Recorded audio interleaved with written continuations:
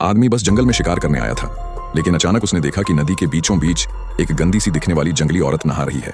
वह यह सब बड़े ध्यान से देख ही रहा था कि तभी उस औरत ने झट से एक बड़ी मछली पकड़ ली और अगले ही पल भूखे भेड़िए की तरह उसे छट कर गई। यह दृश्य देखकर निक जरा भी नहीं डरा, बल्कि उस जंगली औरत के जंगलीपन ने उसके भीतर अजीब सी चाह और उसे पाने की लालसा जगा दी।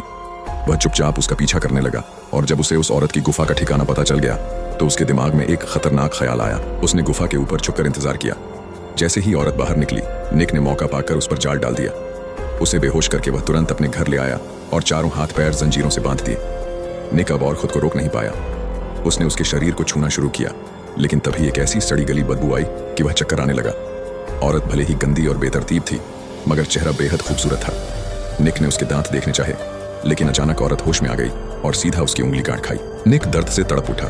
गुस्से में उसने उसे थप्पड़ मारा, मगर जंगली औरत जरा भी डरी नहीं, बल्कि उसकी आंखों में अब भी जिद झलक रही थी। इससे निक और भड़क गया और बार बार उसे मारने लगा, जब तक कि खुद संतुष्ट ना हो गया। इतने थप्पड़ों के बाद औरत के कानों में सनसनाहट भर गई। उसने गुस्से से चीखना शुरू किया। तब निक ने बंदूक निकालकर उसे चुप करा दिया।